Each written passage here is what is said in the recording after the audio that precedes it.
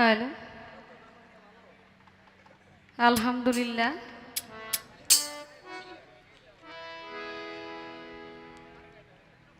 অত্যন্ত চমৎকার করে গান করলেন, কথা বললেন, খুব কঠিন করে প্রশ্ন করলেন।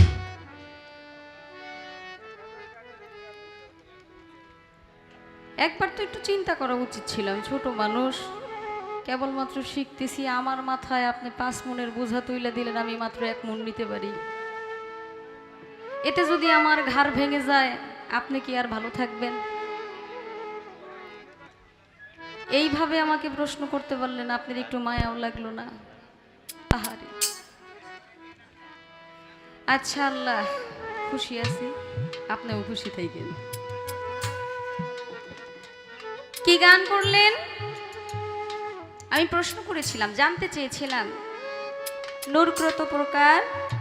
নূরের কি কোনো ভাগ আছে? কোন নূর দিয়ে কি সৃষ্টি?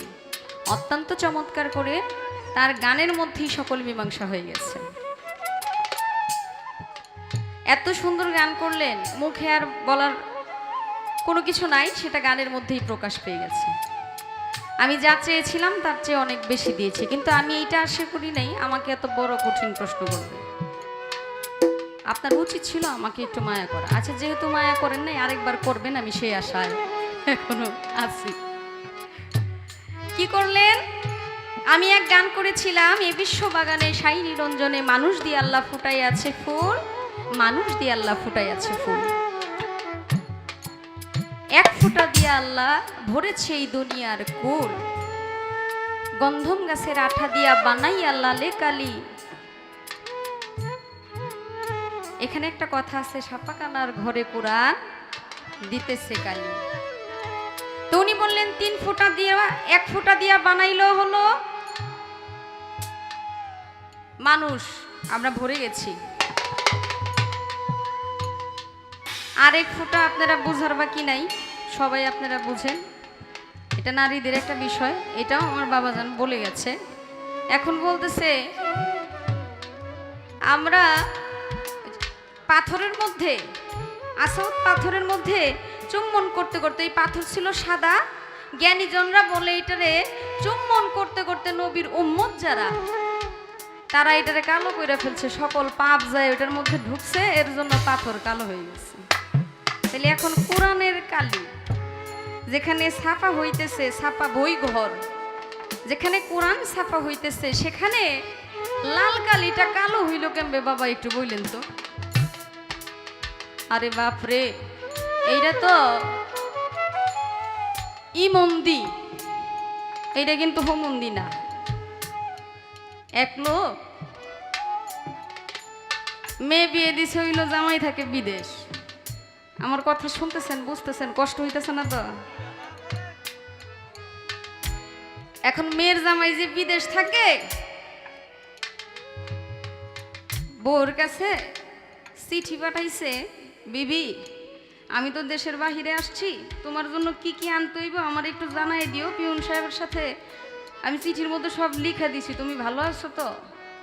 তুমি নিজের খেয়াল রাখো, পোলাপানগুলোরও দেখো, আর চিন্তা করো না, আমি দেশে আসার সময় তোমার জন্য অনেক কিছু নিয়ে আসবো, একটু দেরি হইব আর কি। তো লোকের নাম হইল একটা, এখন নাম যে লিখছে উপর দিয়া তো একার দিতে মনে নেই। এখন পিউন সাহেব আইসা বলতেছে, এই এলাকায় হোমন্দি কে আছেন? হোমন্দি আসেননি কেউ? হোমন্দি।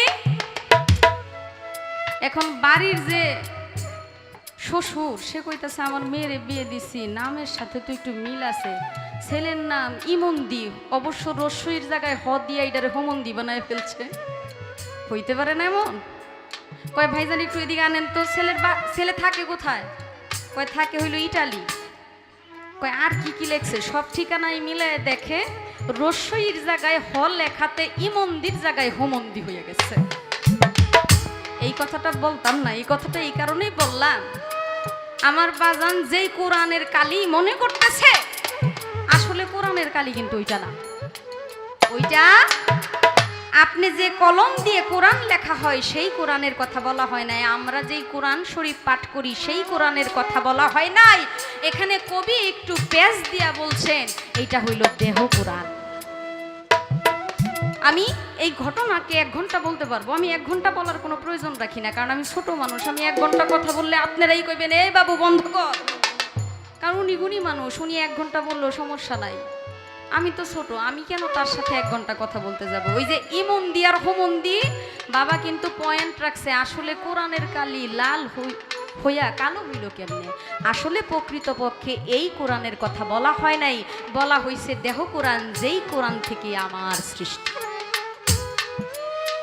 এই কোরআনটা কিন্তু বাবা আপনি যেটা বুঝাইতে চাইছেন সেটা না, আমি জানি না আমি কতটুকু আপনি বুঝাইতে পারছি, শুধু ছোট্ট করে এটাই বললাম, এটা দেহ কোরআন, এটা কোনো কলমে লেখা কোরআন না।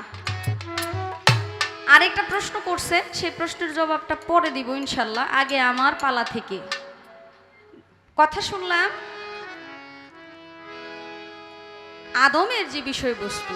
আদমের অনেক প্রকার বেদ, আদি আদম, সুফি আদম, বনি আদম। আমি বলেছিলাম একটু পরে কথা বলবো, যেহেতু আমার প্রথম মঞ্চ তাই আমি এত বেশি কথা বলতে চাইনি। তো সব কিছুই আমরা শুনলাম, আদমের যে সৃষ্টি, আমরা যে কিভাবে সৃষ্টি হইলাম এই বিষয়টা আমাদের বোঝা উচিত, আমাদের জানা উচিত। সেই জায়গা থেকে আমাদের মালজোড়া গানের স্রষ্টা বাউল কবি রশিদ উদ্দিন সাহেবের একটি গান দিয়ে শুরু করছি।